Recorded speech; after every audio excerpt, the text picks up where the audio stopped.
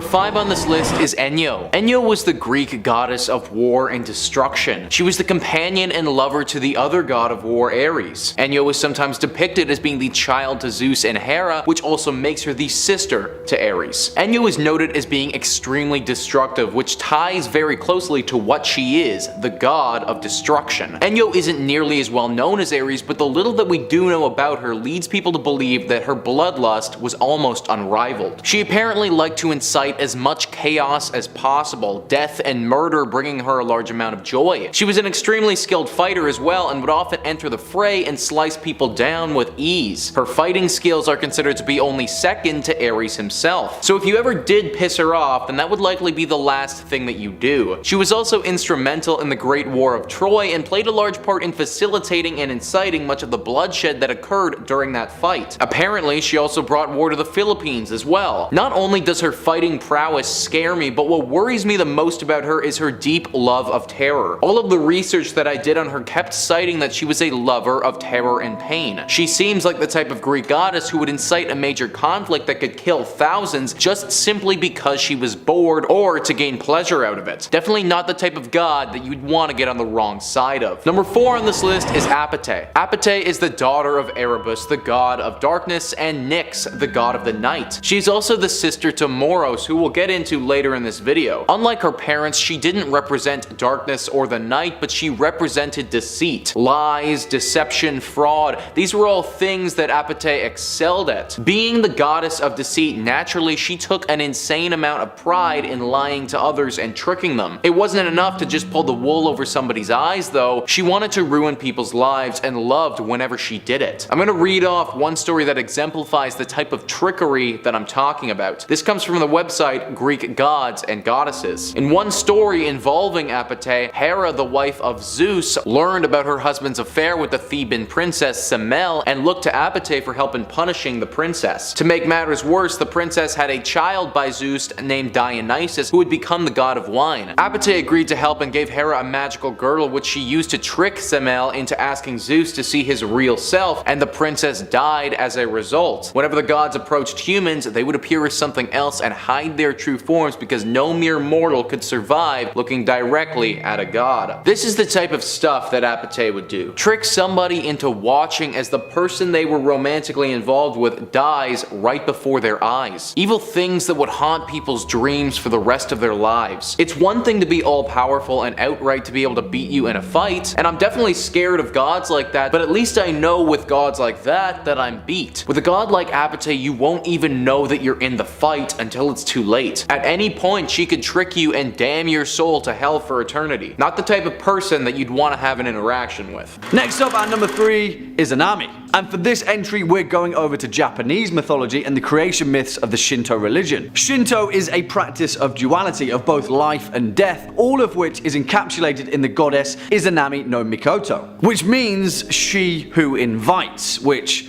is a little disconcerting already, isn't it? In Japanese mythology, Isanami is the goddess of both creation and death, and she began her reign as the wife of the creation god Izanagi, where she gave birth to the many deities of Shintoism. But it's in the tale of her final birth where the horror of Izanami truly got turned up a notch. After dying during childbirth whilst giving life to the deities of the incarnations of fire, Izanami was buried in a tomb and her essence was transferred to Yomi, the shadowy land of the dead. Enraged by her death, her husband Izanagi journeyed to the underworld to find her, but couldn't, as the encroaching shadows hid her appearance. She spoke to him from behind the veil, telling Izanagi that she had already eaten the food of the underworld and couldn't leave. Izanagi straight up refused to accept this and swore never to leave her, but as he struck up a torch, the light revealed the truth of Izanami. The once beautiful and graceful form of Izanami had turned into a husk of rotting flesh with maggots and foul creatures crawling over her ravaged body. Well, as you would, her husband decided to get the hell out of Dodge, but Izanami chased after him, shrieking and cursing him for leaving her. She was so furious that she swore to reap 1,000 souls a day just to spite her previous love.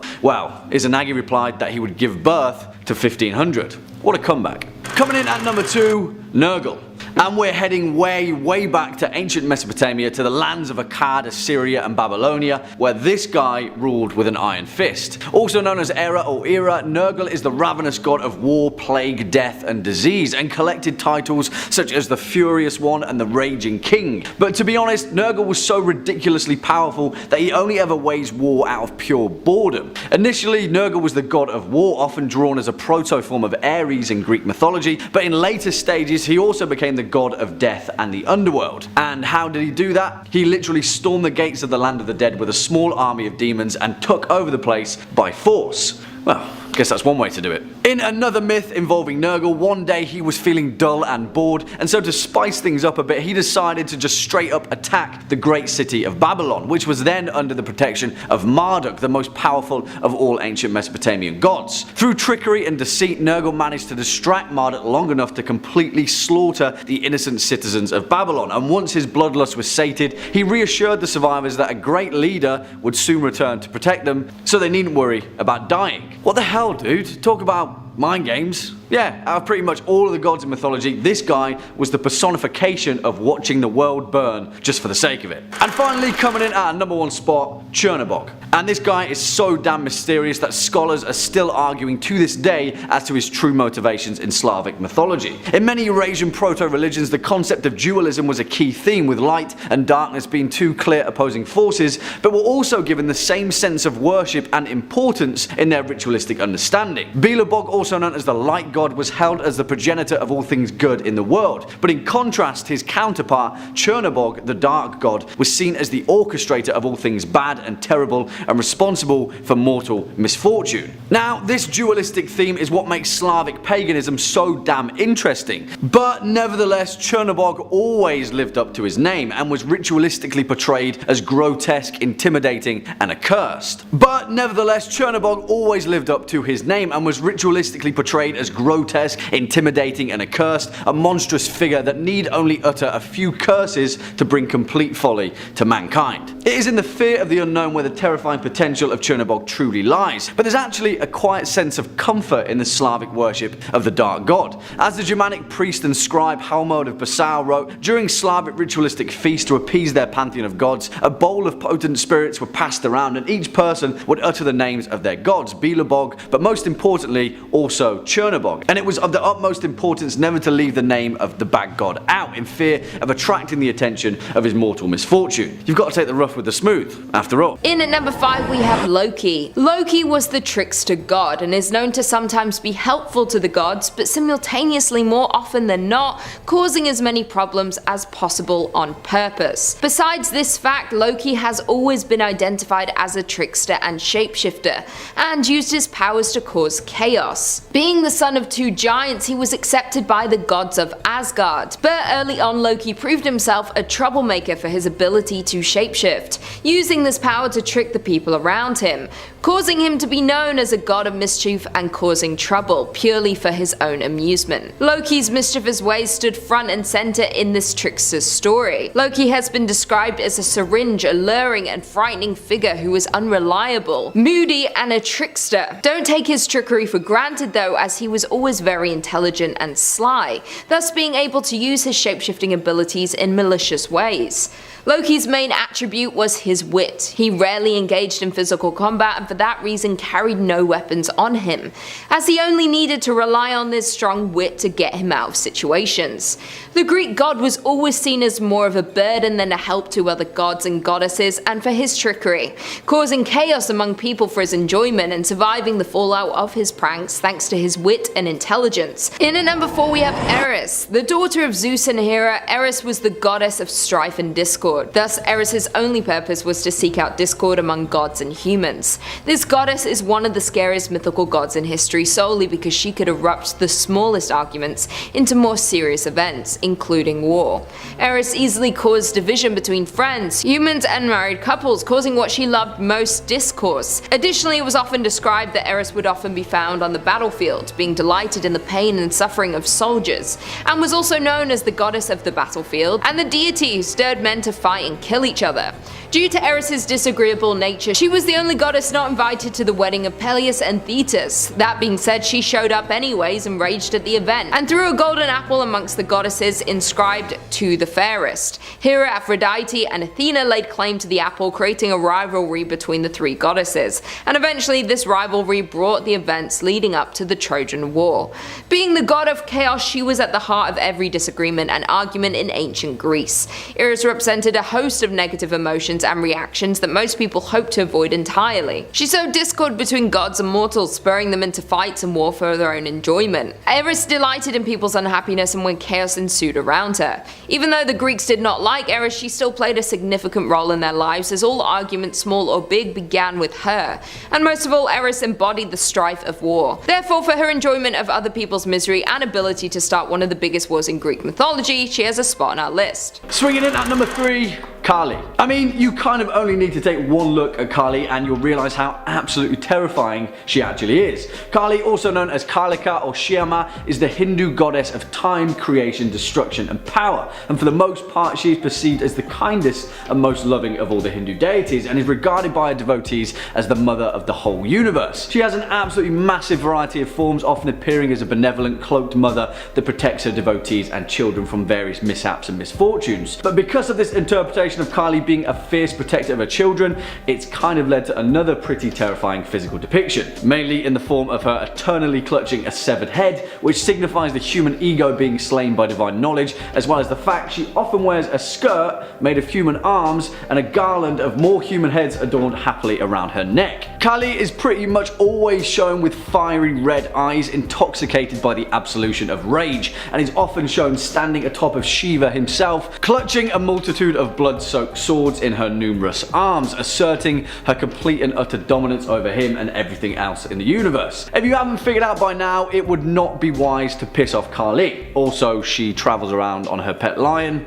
so yeah, you've been warned. Next up at number 2, Ishtar. Also known as Inanna, Ishtar is a fertility goddess of love and war, originally worshipped in ancient Mesopotamia and Sumer before gaining prevalence in Acadia, Babylon and Assyria, where she became their most beloved god, surpassing even their progenitor god Ashur. It is often thought that Ishtar later influenced the Phoenician goddess Astarte and thus later influenced the development of the Greek goddess Aphrodite, albeit a much more watered down version. Because let's not beat about the bush, Ishtar was super messed up. They say that there are 2 Eternals in creation, sex and death, and Ishtar encapsulated both of them. Whereas she was the goddess of love, she was also the goddess of war and chaos, so much so that in ancient Mesopotamia the art of battle itself was often referred to as the dance of Inanna. As Ishtar's mythos developed across ancient civilization, her depiction of death and violence became much more prevalent, and she was gradually referenced as the progenitor of genocide, ultra-violence, cult-like worship of death and the ritualistic sacrifice of children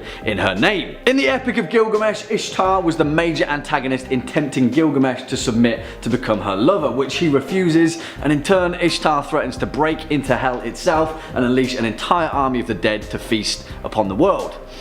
Yeah, Ishtar is not playing any games at all. And finally, our number 1 spot, Zeus. I'm going to preface this point with one simple statement. Zeus is messed up, man, and it kind of comes with the territory when you take a look at this guy's origin and the fact that his titan slash father Kronos ate all of his children alive after chopping off his own father's genitalia and throwing it in the ocean after fearing that the same thing would happen to him. Yeah. The exception being Zeus himself, who was hidden in a cave by his mother and replaced with a rock, who then broke all of his siblings out by slashing open his titan father's stomach, freeing them to reign back across the planet and becoming the king of the gods of Mount Olympus that we all know today. Also, despite the fact that Zeus pretty much roamed around for the rest of existence, fornicating with everything that moved, his own sisters slash wives included, he was also just straight up out of order when it came to humanity. In the legend of Prometheus, the demigod took one look at humanity down below and thought, those guys look pretty cold, let's give them some fire. And what was Zeus's response? He was so mad that he chained Prometheus to a rock where an eagle would swoop down every day to gorge at his liver, which would then later regenerate for eternity. Also, in the whole Pandora's box incident, it was completely Zeus's fault, although he never gets the blame. He himself blessed Pandora with insatiable curiosity to beguile humanity, and then gave her a box and then told her to never open that box. He knew exactly what would happen, and everyone blamed Pandora.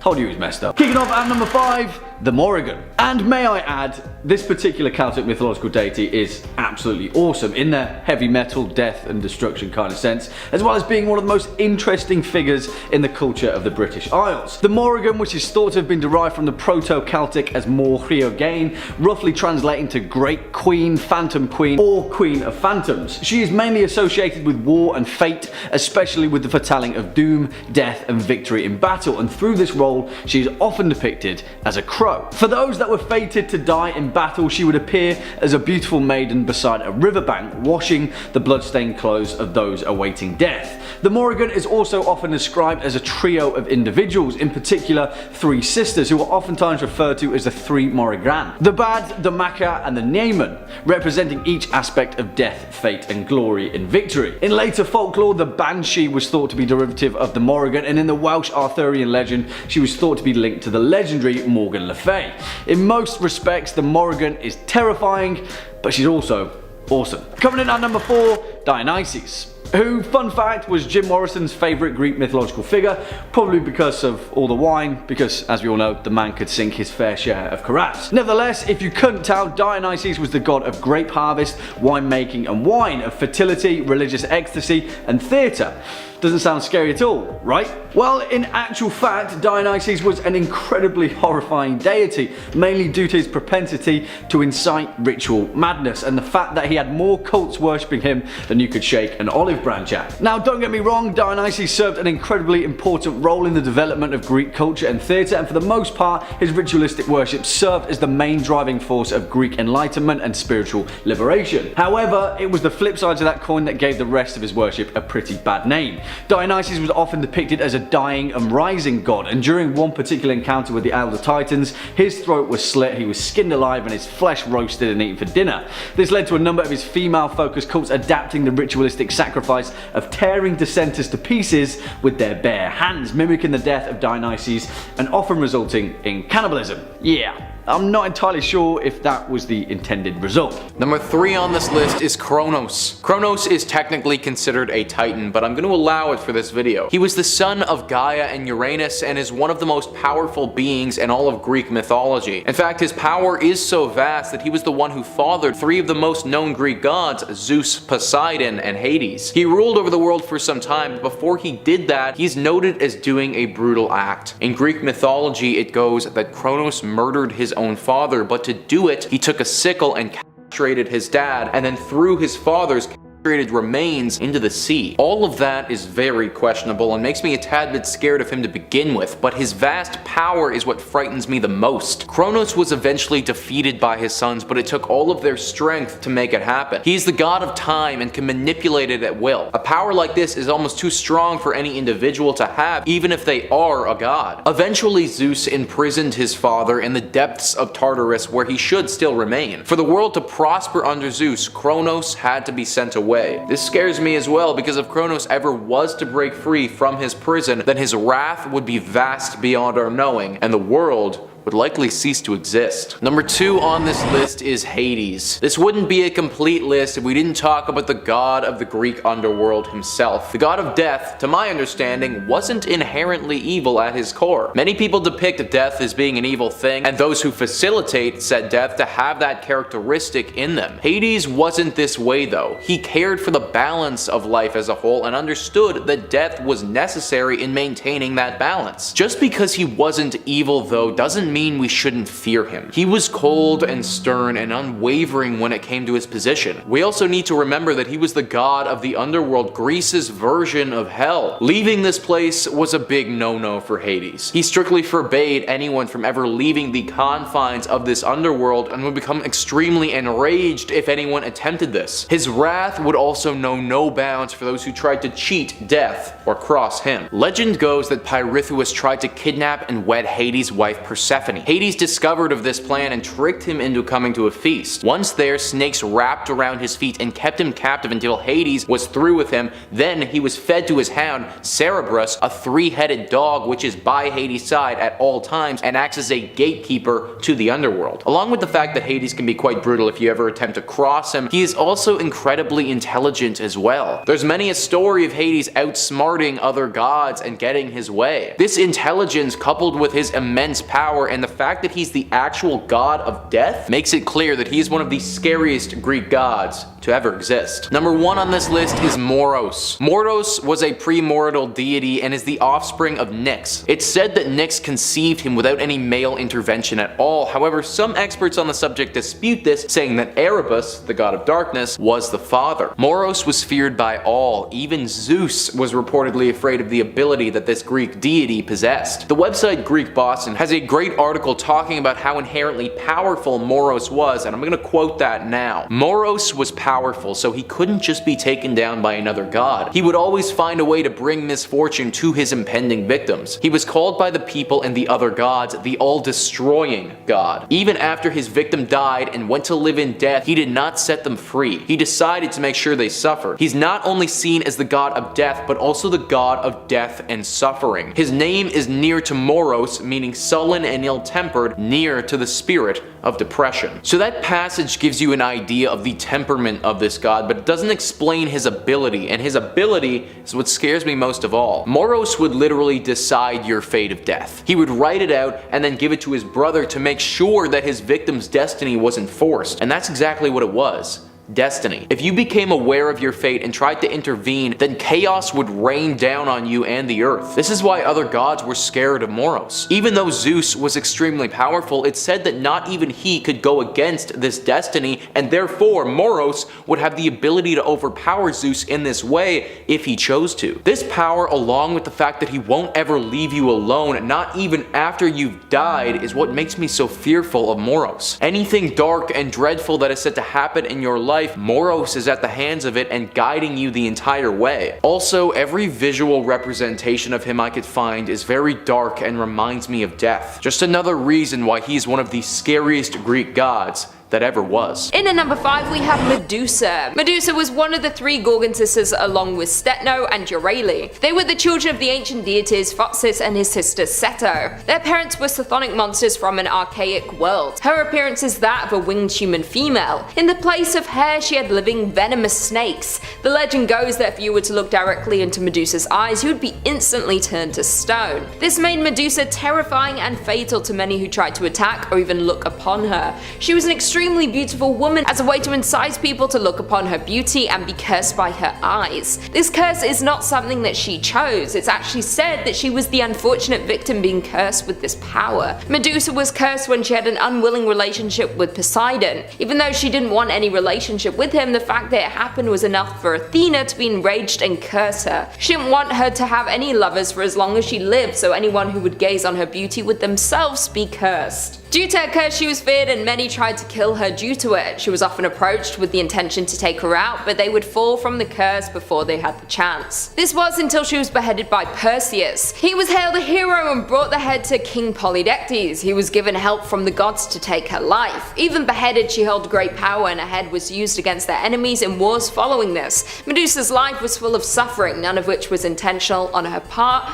but she suffered the most due to this. Even though it was not her doing, it's a good thing she is not real. If you could turn to stone just by accidentally looking at her, I think there would be a lot of people turned to stone by her today. Coming in at number 4 we have Whiro. Whiro is the lord of darkness and evil in Maori. Whiro is the lord of darkness and evil in Maori mythology. It is said that he lives in the underworld. According to some tribes, Whiro brings bodies down to the underworld when they pass on, when he then consumes them. Eating these vessels gives him a greater strength. It is said that this will eventually give him enough power to break free of the underworld. If this was to ever happen, happen, he would devour everyone and everything on Earth. Some cultures believe that you must be cremated when you pass on to prevent this from happening. Whiro cannot gain strength from the ashes. Many people have lived in fear on Whiro and would do anything to prevent him from breaking through to the mortal realm. It is said that Whiro lives in a deep cave where he performs dark magic. He creates illness and disease to try and get as many vessels to consume as he can. He finds ways to release these illnesses onto the surface. He is one of the most active and feared gods of the underworld,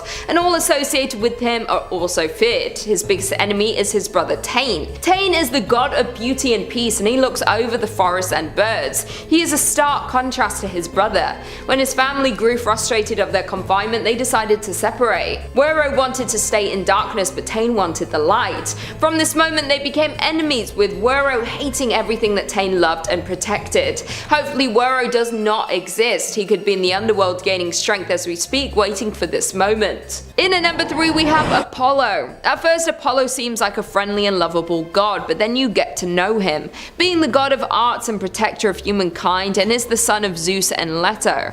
Apollo was notorious for his uncontrollable temper, a trait he undoubtedly got passed down from his father. Apollo can be described as one of the scariest mythical gods in history, because if he was having a bad day, Apollo was known for his irrational use of his power when giving out punishments.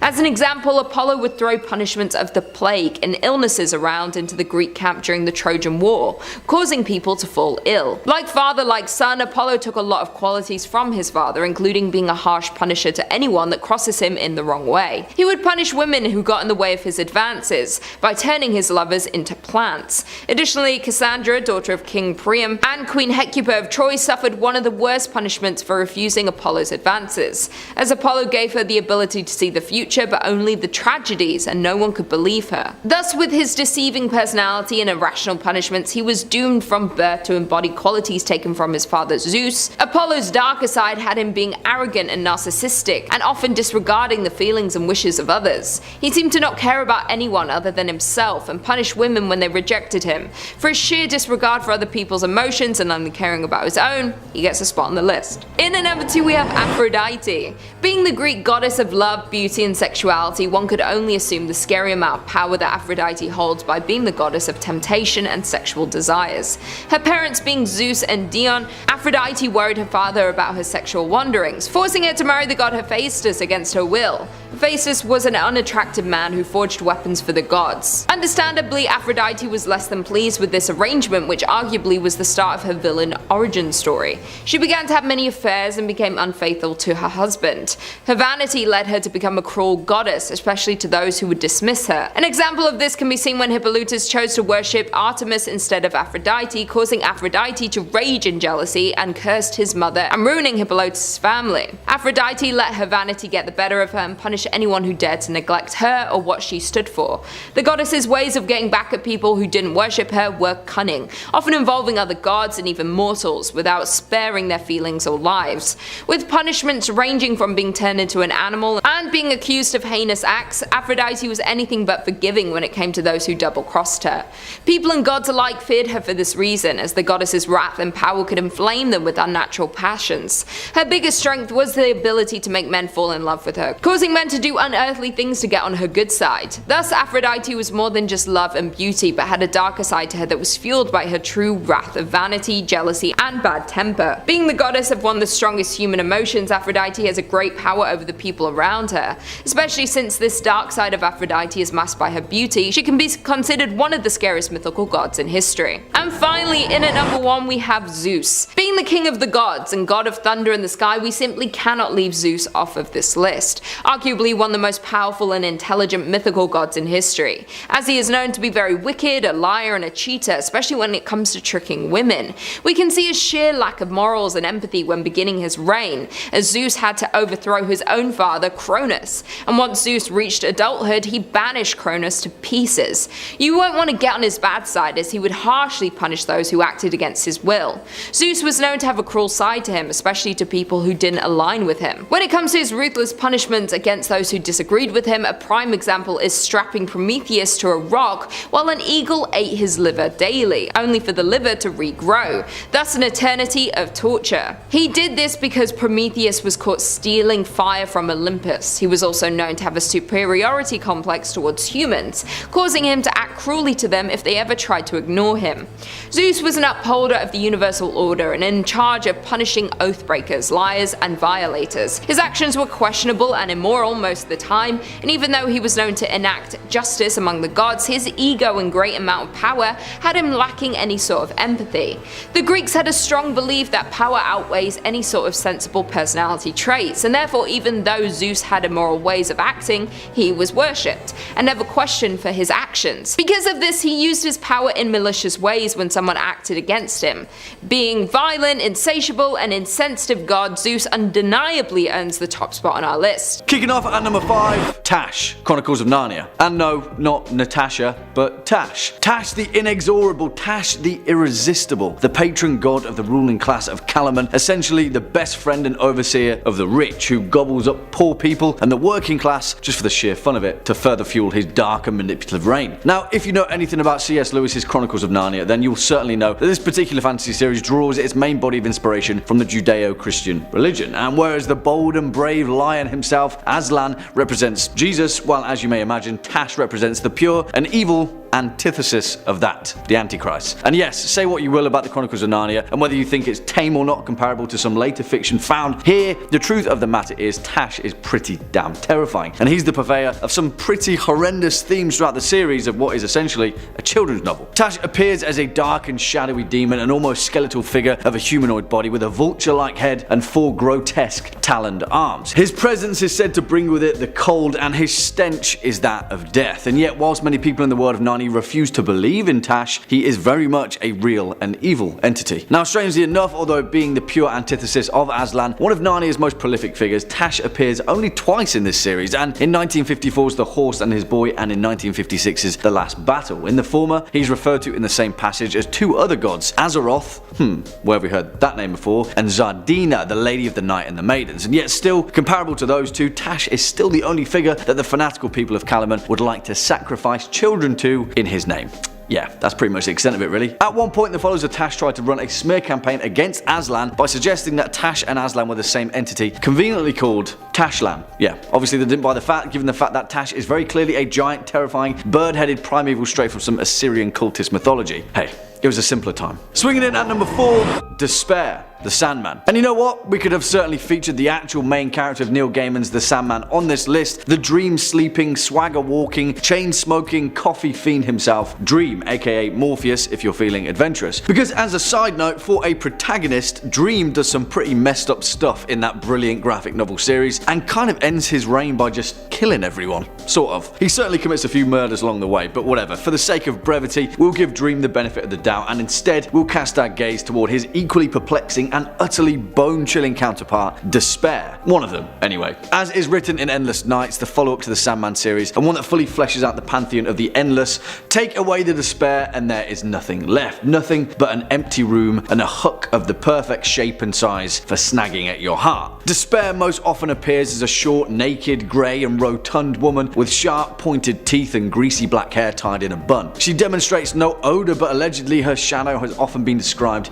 as smelling musky and pungent like the skin of a snake. Her sigil is a hooked ring which she only wears on her left hand and haphazardly uses it to tear into her own flesh absentmindedly, which, yeah, that's one of the reasons she's making this list really. You see, in Despair's realm, in stark comparison to the wild and whimsical realm of the dreaming that Morpheus rules over, is instead a grey and foggy space filled with endless, skittering rats and mirrors used for looking upon people in the depths of their own despair. You see, what is strange is that Despair is said to be one of the few endless that have seen 2 incarnations. It isn't clear as to how she was initially destroyed and reformed, but this one is certainly a bleak and bewildering replacement. Compared to all of the other endless who are clear in their emotional personifications, Despair is a tough one to handle. Coming in at number 3, we have Apophis. Apophis was the ancient Egyptian deity of chaos, the opponent to the sun god Re. His appearance is that of a giant serpent. He stretched 16 yards in length and his head was made of flint. Each night as the sun set, it's said that Apophis would wait for Re on the horizon and they would have a battle. Although Although Apophis would fall, he would never be permanently subdued and would return each night to try and stop Re's nightfall ritual. Apophis was never worshipped by the Egyptians like Re, but instead worshipped against. In an annual ceremony named Banishing of Apophis, a priest would build a box thought to contain all the evil of Apophis and then burn it. The people would then be saved from his influence for another year. The Egyptians even wrote a detailed book on how to defeat the evil gods named the Books of Overthrowing Apete. Apete being another name given to the creature. The book went into detail on how to dismember and dispose of the Great Snake. The book even contained instructions on how to create a wax model of Apophis that you could destroy during the nightly battle as a way to aid Re. It is believed that you needed to protect yourself from Apophis once you had passed on. Since he lived in the underworld, your soul needed protection past the living realm. In the Book of the Dead, there are multiple spells on how to destroy Apophis once you were dead. They covered every base so that you were prepared to face the serpent no matter what. Coming in at number 2 we have Hel. Hel is the daughter to Loki and resides over a realm of the underworld of the same name. She was given this responsibility of ruling by Odin. She is a half blue and half flesh coloured being. It is said she gets a portion of souls in the underworld to rule over and torture as she sees fit. Hel is described as being rather greedy, harsh and cruel. She shows indifference when it comes to the suffering of both the living and the dead. She has many powers at her disposal for being cruel in the underworld. These include age acceleration, disease manipulation, necromancy, and even the kiss of death. These powers were not just confined to her realm, and if she were to come to the mortal world, she could use them to create chaos here. It is said she can also sometimes shapeshift like her father, something that can be very dangerous. She has been known to walk in disguise to get unfortunate victims bewitched by her beauty, just to use the kiss of death to bring them to the corner of hell for further torture. There have been depictions of Hel in today's media. The character of Hela from Thor Ragnarok is based on Hel's Greek mythology, and as you saw from that depiction, she was cruel and powerful, proving almost unstoppable. Also, she was gorgeous, because Cate Blanchett. I love Hela. She's the hero of Thor Ragnarok. And finally, coming in at number 1 we have Lilith. Lilith is a she-demon once mythological god. Lilith was Adam's first wife. She was made from the same clay as him. Once on Earth, she didn't understand why she had to be subservient to him when they were created as equals. Facts, Lilith. Facts.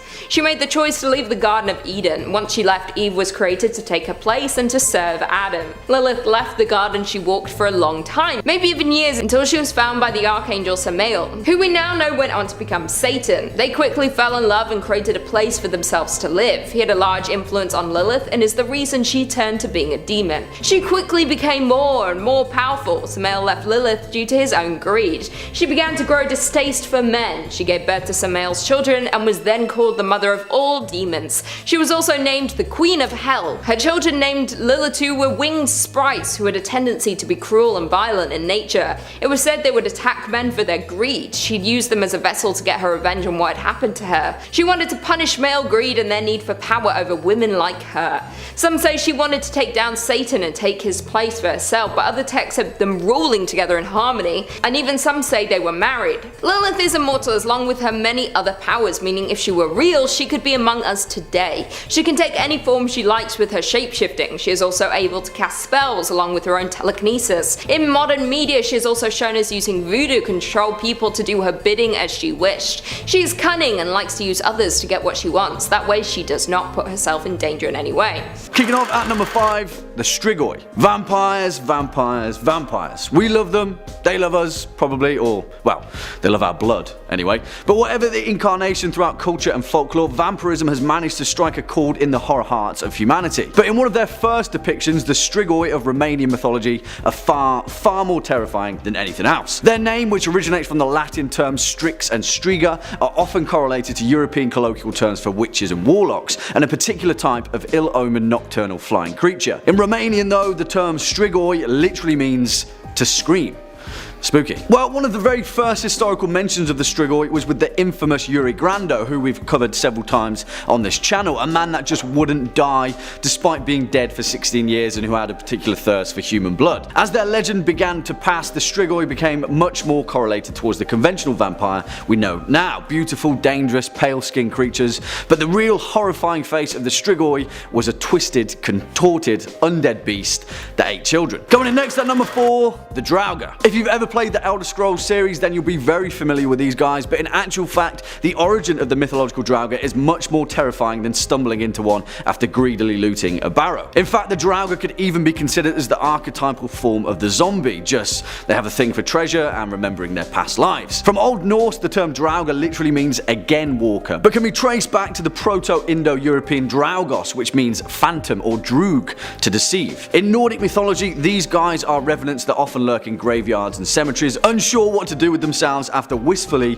being reanimated from the dead. But while they may be decayed sacks of flesh and bones, they're nothing like the modern interpretations of the living dead. They possess superhuman strength, can increase their size at will, and carry the revolting, unmistakable stench of death and decay. I mean, they can't exactly sneak up on you, but if you're ever in the sight of a Draugr, or if you wrong them in their mortal life, you're pretty much done for. In fact, the majority of Norse mythology's bravest warriors couldn't ever defeat a Draugr, and even the most legendary heroes had a tough time in doing so. Not only that though, but a Draugr can also be created at sea, and often have a habit of washing up on shores only to wreak havoc on unsuspecting villages as a terrifying briny zombie slightly chewed on by a fish. Next up at number 3, Morgoth, the Lord of the Rings. Of course, we can't really talk about terrifying godlike entities in fantasy and horror fiction without first addressing perhaps the OG of Dark Lords of fantasy incarnate, Morgoth Bauglir, or Melkor, depending on which point in his life you familiarise yourself with him, because as we all know, even Dark Lords of Chaos and Shadow have a story, and we should respect that, even if it is full of betrayal and terror and evil of all sorts of machinations. Now, if you know anything about the vast and flowing mythology penned by Tolkien in both The Lord of the Rings and the Silmarillion, as well as many other works of fiction, then you'll know that Eru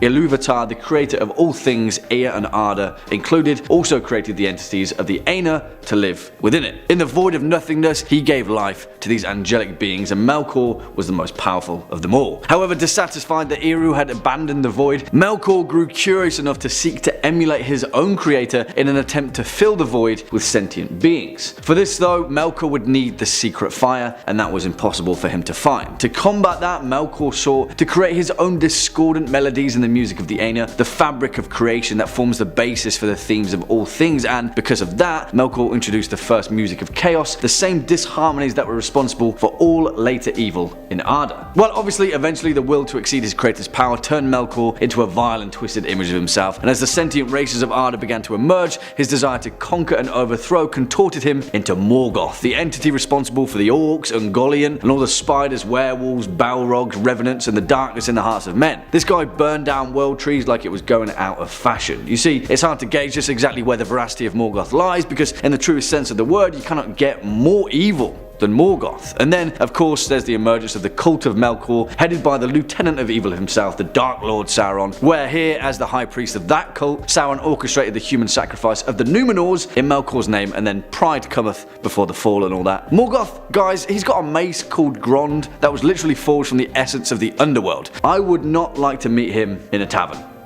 Put it that way. Coming in at number 2, Randall Thor, the Wheel of Time.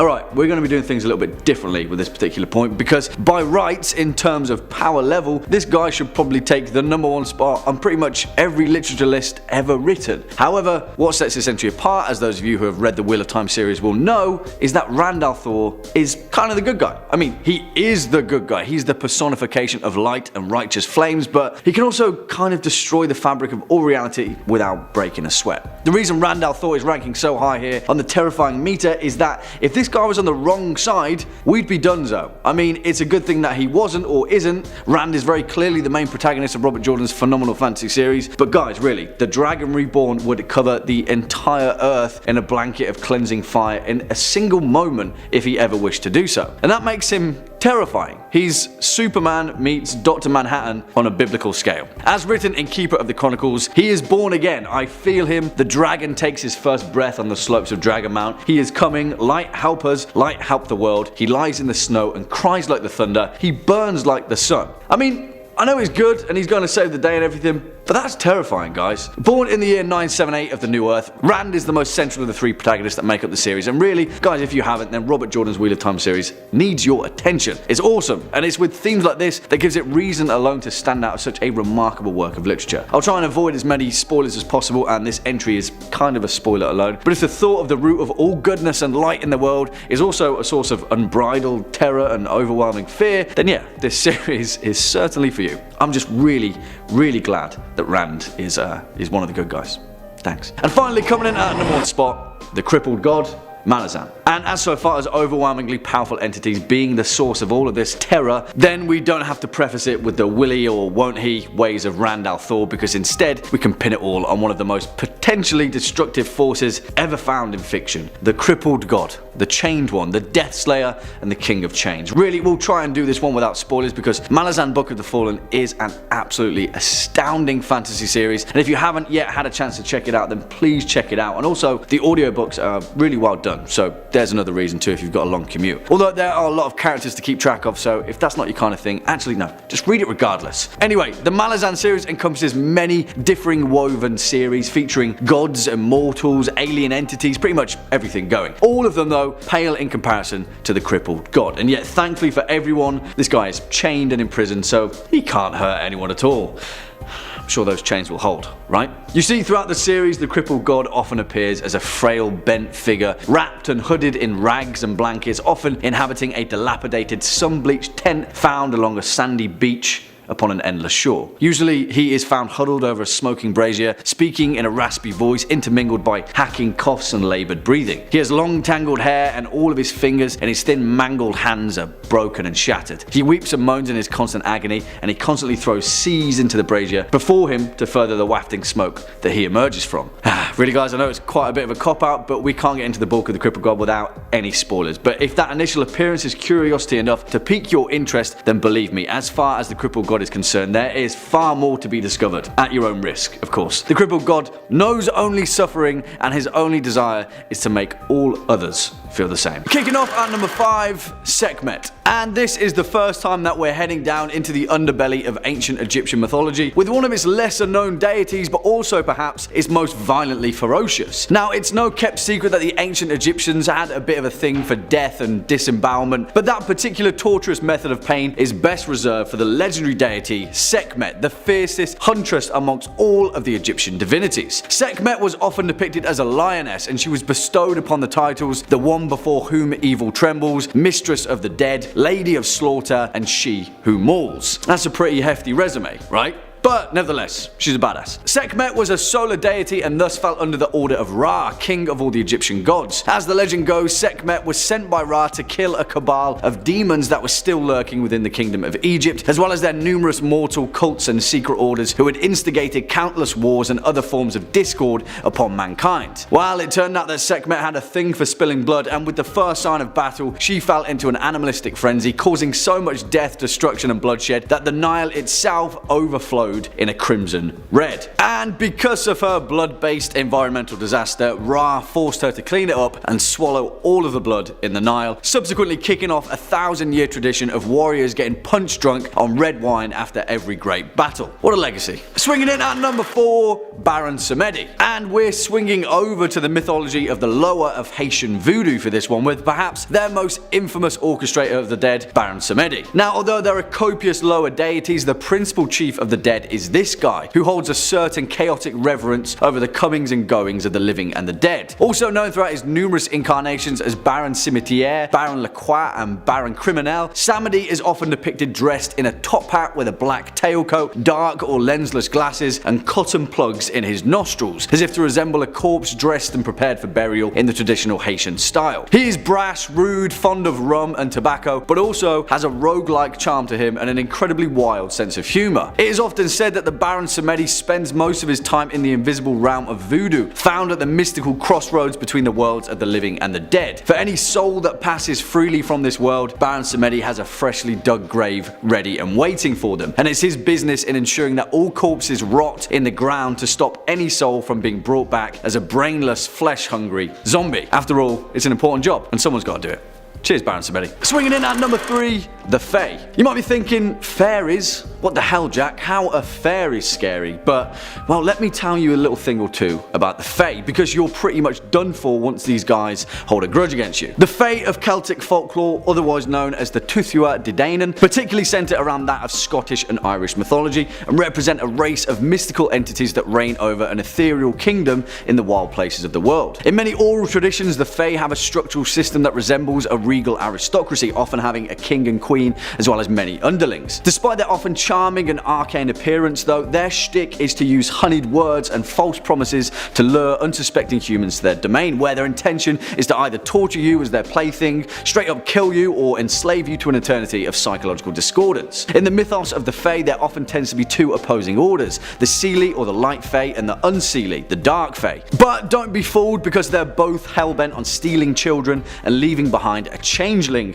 which is a whole other horror story. If you're ever out lost in the forests of Britain, beware the will-o'-the-wisps. Next up at number 2, the Nukkalavi. And we're sticking in the British Isles for a moment because the Scottish Orcadian mythology of the northern Orkney Islands has one particularly terrifying mythological creature hiding up its sleeve, the Nukkalavi. And this guy was so ingrained in Orkney culture that for hundreds of years, islanders wouldn't even speak its name without immediately saying a prayer after. Picture this, it's the 16th century, you're walking along the shoreline of Stronsay, and in front of you, you see a rider on horseback. But as you get closer, you realise that this rider isn't as he seems, and in fact, it's a skinless man's torso attached to a horse's back whose arms reach to the ground. Its horse legs have fins and gills like a fish, and it has a single giant eye like a burning flame.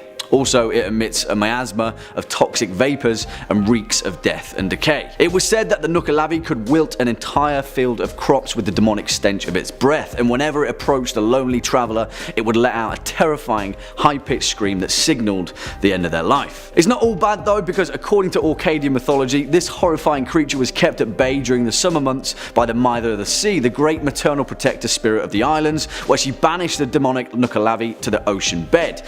In the winter though, yeah, you're pretty much screwed. And finally, coming in at our number 1 spot, the Wendigo. Because when you boil it down, it's hard to find anything more terrifying, both conceptually and physically, than the mythical man-eating Wendigo. Explicitly tied to native Algonquian folklore, the Wendigo has historically been associated with murder, insatiable greed, and the cultural taboo of cannibalism. This horrifying, enormous humanoid creature is tied to the cultural belief system of a number of Algonquian-speaking peoples, including the Ojibwe, the Cree, and the Innu people. It is described as being gaunt to the point of emaciation, with desiccated skin pulled tightly over its bones. Its complexion is the same ash grey of death, and its eyes are pushed back deep into their sockets, almost resembling a gaunt skeleton exhumed from beyond the grave. In some folklore though, the Wendigo are often described as giants, many times larger than human beings, and it would only grow larger with the more human beings that it had consumed. Its eternal craving for human flesh could never be sated though, and no matter how much it ate, it was always starving.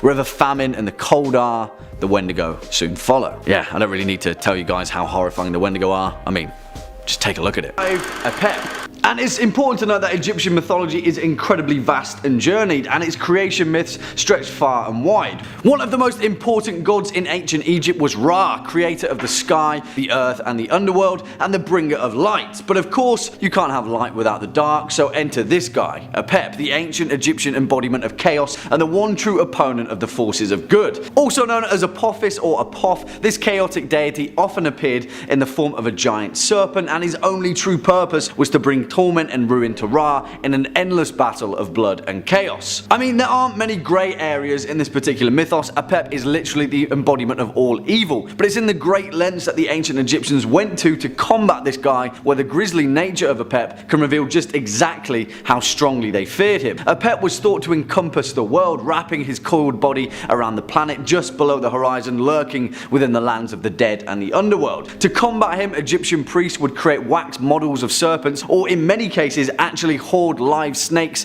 and tear them to pieces in a ritualistic act of mutilation, burning their bodies in the thousands. They feared him so much that they'd carve protective spells into their dead so that when they awoke in the underworld they'd have a fighting chance against the evil of Apete. That's dedication. Coming in next at number 4, Hades. Because really, in all reality, we can't talk about any kind of lord of the underworld without giving credit to the true guy who hails downstairs, Hades. And no, not the James Woods version, because black robes and flaming blue hair aside, Hades was actually a terrifying deity in Greek mythology, so much so that the ancient Greeks even feared to speak his true name. In fact, compared to other Greek gods, little was recorded about Hades, as the ancient Greeks were terrified of marking his image in fear of attracting his attention. When offering up sacrifices to him, the Greeks would cover their faces or perform the ceremony with their eyes closed in fear of catching his gaze. There are also several stark connections to a death cult connection to Hades, a secret sect of worshippers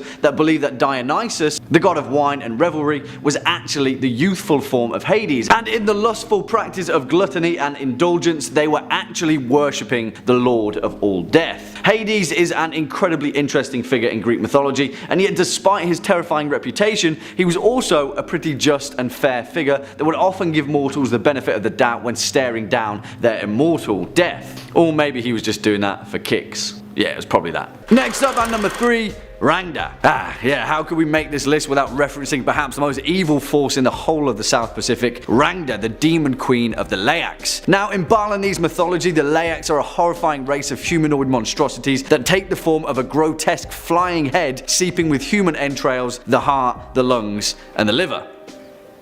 In mythology, they were thought to be humans who had practiced black magic and cannibalism in the name of their queen, the widow witch Rangda. She often takes the form of a wretched, mostly nude old woman with a long tangle of hair, claws, fangs, and bulging red eyes. Rangda serves in direct opposition to the king of the spirits and leader of all the goodness in the world, Barong, and she eternally pits herself against him, orchestrating her army of evil witches and Leyaks to spread corruption, death, and destruction across the mythologies of Balinese folklore. However, it is often thought that Rangda may also be closely associated with the Hindu goddess Durga, the fierce, often violent warrior mother that descends upon those that have wronged her with chaos and destruction. And because of that, Rangda is sometimes worshipped as a protectorate force in certain parts of Bali. Nevertheless though, she is pretty damn terrifying. Coming in at number 2, Nick Nevin. I'm not gonna lie, I'm pretty biased on this one, but much like the Morrigan from our previous part 1, and despite her horrifying depiction, Nick Nevin is pretty damn awesome, if not the very meaning of a nightmare to those that have wronged her and her many enemies throughout mythology. Derived from the Gaelic surname Nick Navan, meaning daughter of the little saint, Nick Nevin is a bloodthirsty queen of the fairies in Scottish folklore. She is principally related to the Irish and Scottish Fele Nemab, the festival of the dead, which is otherwise tied to Samhain, the Celtic New Year, and the darker half of the solstice. The fact of the matter is, Nick Nevin is a name often tied up to depict the seminal mother witch, and in Samhain her name was given amongst other powerful female deities, Satya, Bensosia, Zobania, Abundia, and Herodiana, and is thus tied in with the various practitioners of necromancy and sorcery in Celtic mythology. As the renowned poet and author Sir Walter Scott described, Nick Nevin rode on the storm and marshalled a rambling host of wanderers beneath her grim banner. She was a hag that rode at the head of witches, sorceresses, and elves indifferently, always emerging upon the ghostly eve of All Hallows Mass. Now, as I said at the opening of this video, modern religion gave the old ways an incredibly bad image, and because of that, Nick Nevin was said to be ferociously angered by her newfound enemies. But as the legendary Scottish folklorist Alexander Montgomery said, the elder Nick Nevin regularly feasted upon the flesh of holy men. And finally, coming in at number 1 spot, Perchta, which is a figure that potentially ties neatly into our previous entry Nick Nevin, and perhaps could even be tied into the same deity that was secretly worshipped across ancient Europe, a mysterious horned god often related to the goddess Diana, the natural deity of the moon, the hunt, and the wild. If you've never heard of the witch cult hypotheses, I definitely recommend reading up on it because it's incredibly interesting. But that's by the by, because what we're concerned with is one of its most terrifying depictions, Perchta, the arbiter of cultural taboos in Alpine paganism. In many instances, Perchta was given 2 forms, that of a beautiful young woman, white as snow, or as an elderly, haggard old crone who tempted children with bright red, poisonous apples.